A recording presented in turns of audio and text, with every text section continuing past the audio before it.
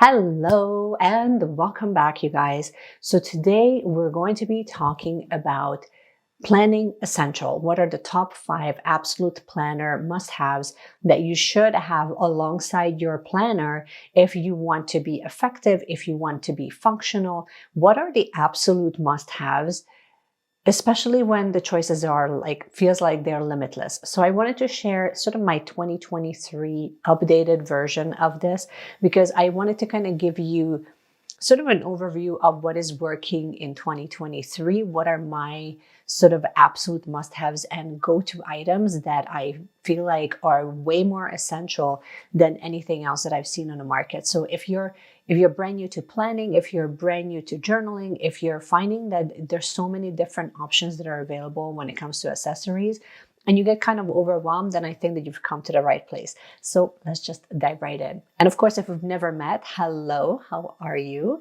My name is Meshi, and I am the person behind Align Plans.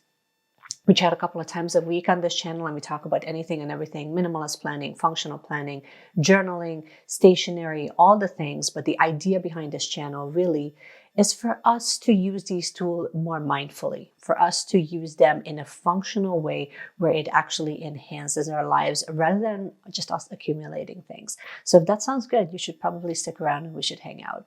So the first thing that I wanted to share is a pen. And I'm not talking about like a full pen collection. I've seen so many planner channels and people on Instagram share like a full lineup of different pens. And I know that when you're just starting out, you're looking at it like, do I need all of them? And if you're asking yourself that, you're probably asking because there's sort of that sense of, what do I start with first, right? Or it just feels like you need all of them. There can be this sense of pressure, essentially, that makes you feel like you should, just because somebody is obsessed with a few different types of pens, then you should have all of them so that you do it right. It's like this fear of not getting it wrong. And I'm here to tell you, when it comes to pens, honestly, your best bet is to pick a couple and start with that. See how you do with that. When it comes to pens, honestly, it's such a trial and error because I have gone down this rabbit hole before as well, where people have sworn by certain pens that they were like the absolute best.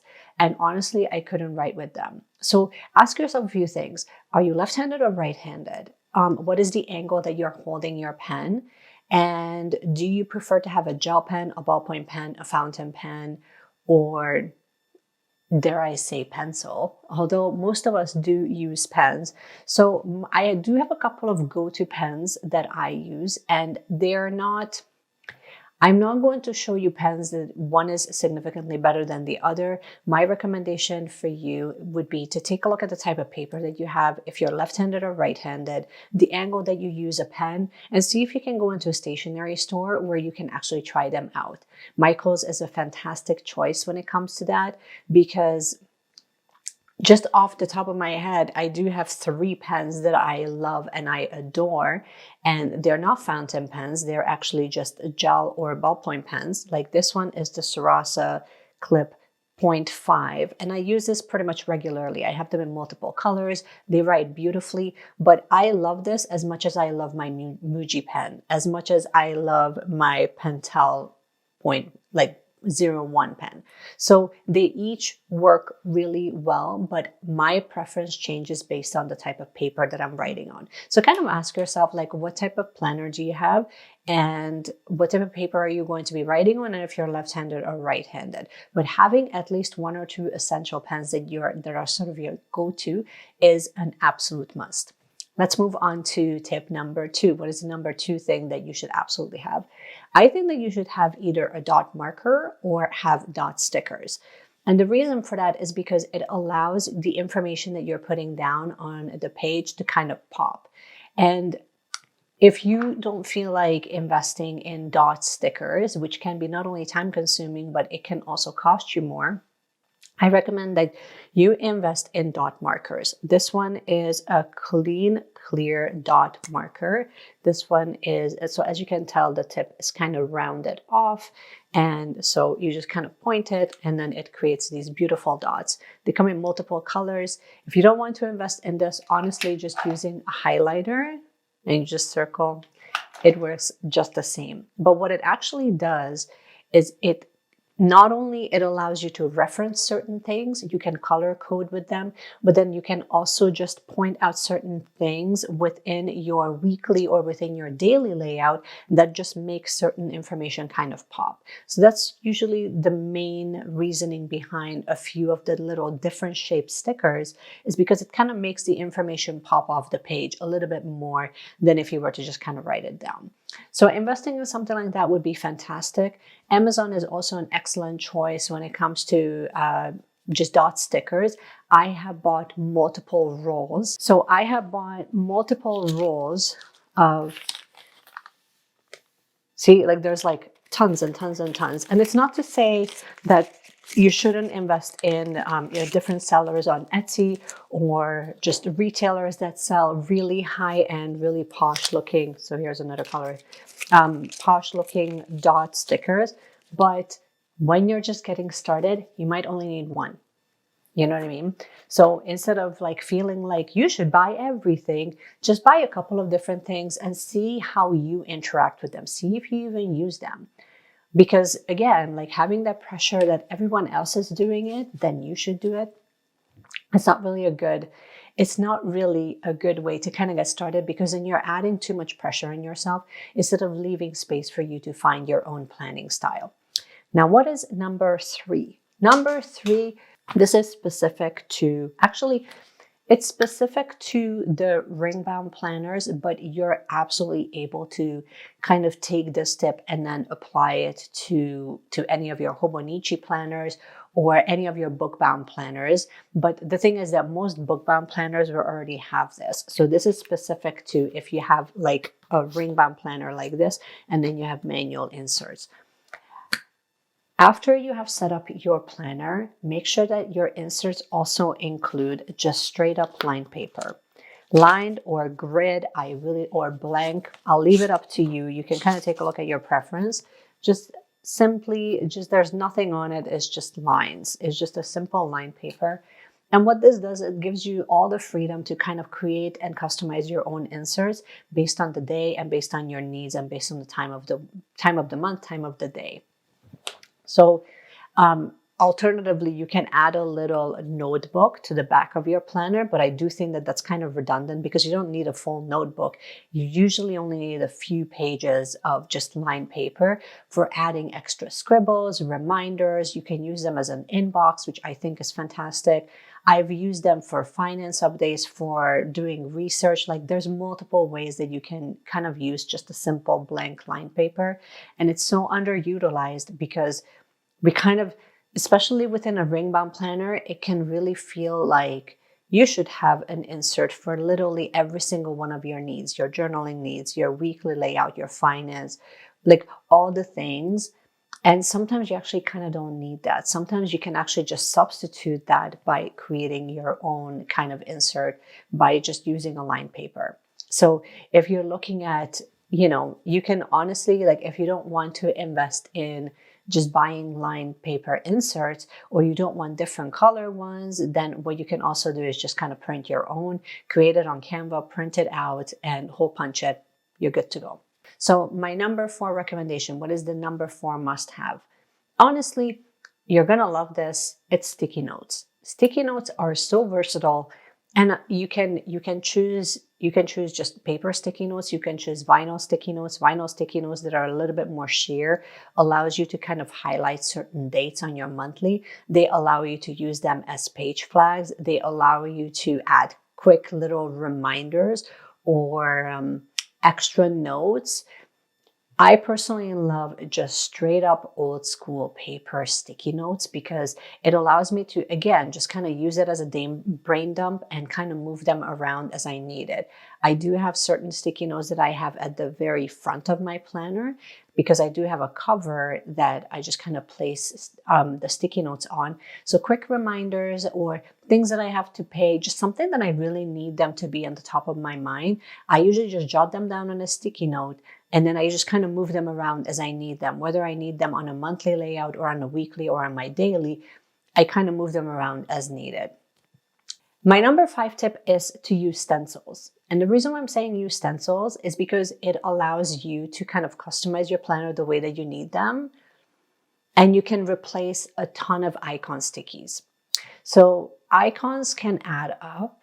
And if you're not really sure the type of icons that you need, having a little stencil like this or having a little stencil like this, these are both from Hobonichi.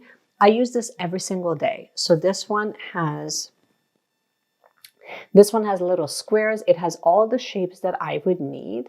It has all the numbers. The larger one also has a bunch of icons, but then it also has kind of dividers and it has the numbers. I like them because I just buy this once and I can use them multiple times. But stickers, if I want the spread to look a certain way, then I will use icons. But honestly, when I'm just on the go, I want to kind of jot down something really quickly, but then I want the information to kind of pop off the page without me using a highlighter or a dot marker or a sticker, then I will use a stencil. It just makes the information look a lot cleaner. And I don't have to look for the extra little icons. I can go back later if I want to use icons, but I don't feel that pressure that I need to have literally an icon for workouts, for watering my plants, for vacuuming, for all of the things. Those are all fun things to have. But when you're just getting started, honestly, what you kind of need is just a planner and then a place where you can kind of write down the information that is actually important to you. And then you can go back and decorate them and highlight however you want to. But don't let that be the dictator. Don't let that be the guide of how your planner should look like. Because I see this so often with people that are just getting started.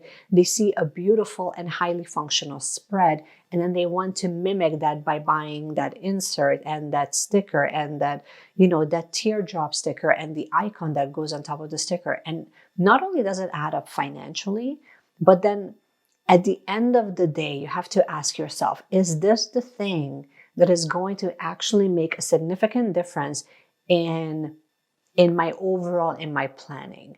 And the answer is no. It's just a nice to have. Then it allows you to kind of see what is an essential key when it comes to your functional planning, and what is something that is just there, but it won't make that big of a difference in the long run. So I kind of stuck to very, very basic essentials. Now, when I say I'm sticking to basics, it does not mean that you have to buy the cheapest and lowest quality. You can easily make a commitment to, when you're getting started, but get better quality paper, get a really nice cover, so instead of feeling like I need to buy all the things, the greatest highlighter and all the dot stickers and all the day highlighters from Cloth and Paper, and I need to have a $200 order just on accessories alone in order for me to kind of have an aesthetically pleasing planner. You can do it the opposite way. You can easily opt for buying about 2 to 3 accessories, get started with that, see how you do, and then eventually give yourself time to kind of accumulate a really beautiful stash. But then by that point, you have this nice, beautiful routine that allows you to kind of see how you're planning and what you're actually utilizing. Because unfortunately, especially with sub boxes and things like that, we can really get into this trap of accumulating so much that we're not utilizing, or we have so much and we are not really sure how to use them the most optimal way that makes sense for us. So my recommendation is to start with something small, start with a few things, and really love those things and utilize them regularly and build on top of that. This would be my overall big takeaway, I guess, that I have learned over the years is to kind of start with a lot less than you think you need, because honestly, when it comes to planning, you really don't need much. You need a piece of paper, you need a pen, you need a couple of highlighters so that things pop off the page, and that's pretty much it. Everything else is sort of a nice to have, but that's a nice to have that we're choosing to have. Not necessarily, it won't elevate, or it won't make you more productive in the long run, and it won't make you want to achieve your goals more. It will just kind of change the relationship to your planner, and there's nothing wrong with that. But I do believe that there's something to be said of being clear of why you wanted to start having your planner in the first place. And for a lot of the times, it's for us to actually achieve our goals and to be productive and functional. This is all I have for you. I hope that you have found this helpful and useful. If you did, you can give it a thumbs up, you can subscribe, you can support the channel. If you want to have more content from me, if you wanted to kind of dive into my community, I also have a membership that I offer on Patreon. Check it out, see if it's a right fit. I would love to have you in the community, where I not only share full-length videos, but I also share behind-the-scenes footage and things that I don't necessarily share here on YouTube. But let me know in the comments below. This is your question of the day. Let me know in the comment section below what is your must-have within your planning that you honestly cannot live without. I would love to know. So comment below. And in the meanwhile, keep planning, keep journaling, you guys. And I cannot wait to see you in my next video.